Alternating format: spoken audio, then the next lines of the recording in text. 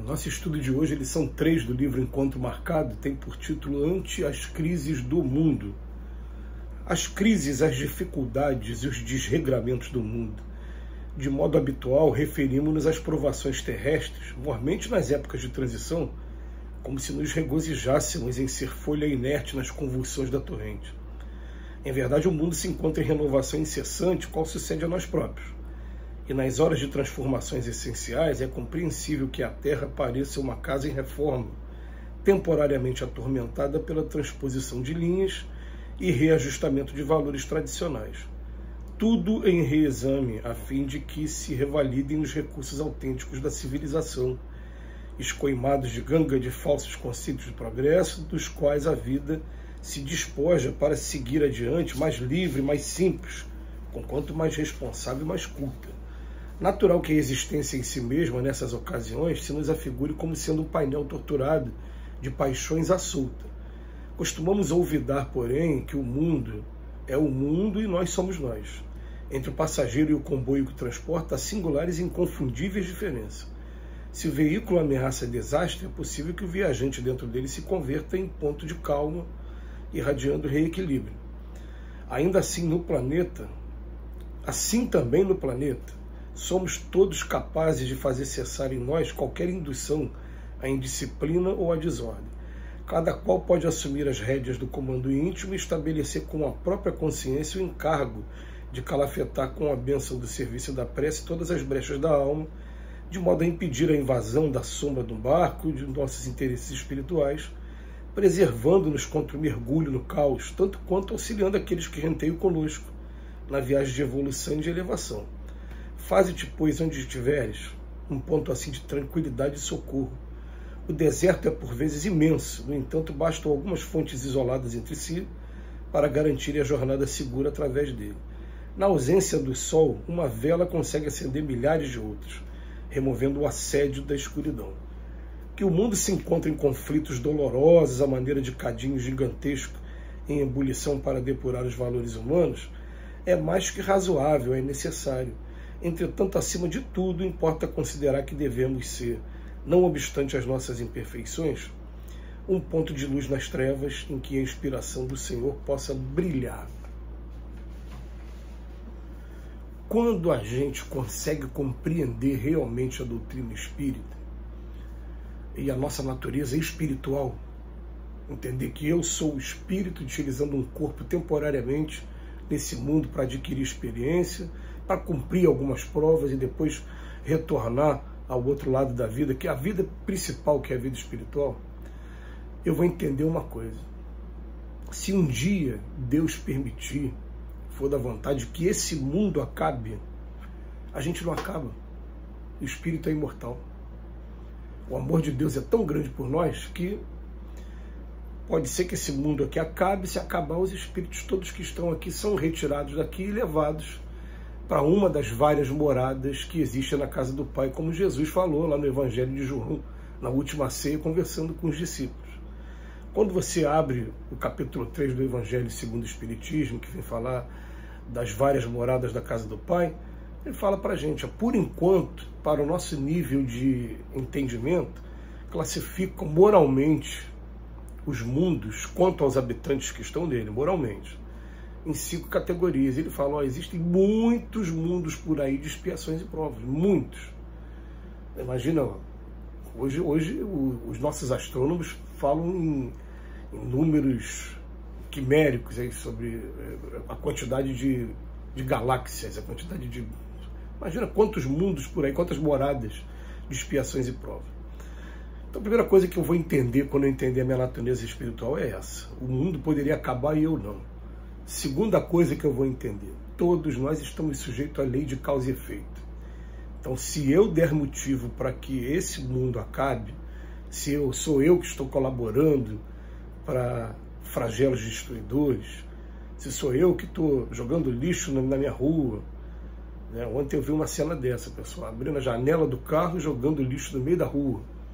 Se sou eu que estou fazendo isso, naturalmente, quando um flagelo acontecer, uma enchente, alguma coisa acontecer, eu vou ser um dos responsáveis por aquilo que está acontecendo. Naturalmente, A minha consciência, para ficar tranquilo, vai pedir reparação. Aí que está. A nossa consciência não fica tranquila, e por a consciência não estar tranquila, a gente tem as portas para moradas mais felizes fechadas. E a gente vai querer, naturalmente, consertar, reparar o mal que a gente fez. É assim que a coisa funciona. Então, para a gente entender o estudo de hoje, nós vamos entender primeiro a imortalidade da alma e segundo, lei de causa e efeito. E aí a gente vai começar a entender o seguinte: vão ter situações que a gente vai passar querendo ou não querendo, faz parte do gênero de prova. Será que a gente espiritualmente não sabia que ia nascer num local que daqui a pouco ia estar sujeito a alguns flagelos? Como aconteceu no passado, locais que foram tomados por um vulcão que entrou em erupção, como aconteceu no ano de 2005, uma tsunami que vai chegar em um determinado lugar, os furacões. Então o que acontece? Esses flagelos, eles vão acontecer, e quando eles acontecerem com a gente, a única coisa que os espíritos falam para a gente é: passemos o que a gente tem que passar com dignidade e procurando gerar equilíbrio também. Porque uma pessoa equilibrada nessas horas consegue superar, por exemplo, como a gente já viu em alguns estudos, o campo de concentração na Segunda Guerra Mundial. Aí eles começaram a fazer um estudo sobre traçar o perfil psicológico daqueles que sobreviveram ao Holocausto. E todos eles eram pessoas que tinham projetos na vida, que queriam dar continuidade aos seus projetos, não esmoreceram, não perderam a esperança em momento nenhum, e além de não ter perdido a esperança, por conta dessa força que auriram, né, de suas preces, de sua vontade, eles conseguiram ainda ajudar outras pessoas. Então, o estudo do Emmanuel de hoje, ele é um estudo muito profundo, porque o Emmanuel compara a nossa Terra com um veículo. Quando o livro foi lançado, ele está falando de um carro, de um trem, de um veículo de transporte. Fala, se alguma coisa vai acontecer com o veículo, fatalmente pode acontecer com a gente também. E aí o que acontece? A gente, dentro do veículo, a gente consegue transmitir paz, consegue transmitir equilíbrio e consegue até ter calma para raciocinar. Sempre aparece um nessas horas que demonstra um espírito de liderança, né? Calma, agora a coisa já está feita, como é que a gente age? Vamos agir assim, vamos fazer assado e tal. E a pessoa consegue, de alguma maneira, trazer um controle, fazer com que a coisa comece a tomar um rumo melhor. Mas o que a gente está falando é que quando a gente passar por esses tipos de prova, vai estar sendo analisado, avaliado principalmente a nossa inteligência emocional e a nossa inteligência de maneira geral também. Mas a inteligência emocional, de um bom tempo para cá, ela vem sendo motivo de atenção dos nossos pedagogos. Por quê? Porque através da inteligência emocional a gente pode salvar vidas.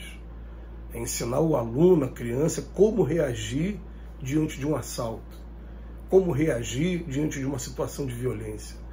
E isso tudo vai ser um momento de pegar a gente de surpresa. Então tem que mostrar o nosso, como é que a gente age. Aí a gente para ver até com relação ao nosso comportamento mesmo. Em situações diferentes. Por exemplo, você está perto de um assalto, você está perto de alguma coisa que está acontecendo de violência. Em cada um desses você vai ter uma reação diferente, mas se você começar a treinar desde logo essa inteligência emocional, como agir nessas horas. Por exemplo, eu já me peguei aqui conversando agora com as minhas filhas, falando sobre telefone celular. Falando, olha, papai vai dar para você um telefone celular de presente, mas bota uma coisa, pelo amor de Deus. Nunca fique com medo de alguém vir roubar o telefone e o papai ficar chateado porque ele que te deu o telefone e você está sendo roubado. Porque para mim o telefone não vale nada em relação à vida de vocês. Se tiver que entregar, entrega mesmo que tem que entregar, deixa o rapaz aí fazer o que ele tem que fazer e proteja a vida de vocês. Isso é tudo inteligência emocional, isso vai estar tudo acontecendo também nesse momento em que esses flagelos, esses conflitos, essas guerras, eles tomam a gente de assalto e nos convidam de maneira dura. Assim, é duro, mas é uma avaliação que a espiritualidade está fazendo sobre o ponto de evolução de cada um de nós. Que Jesus nos abençoe hoje e sempre.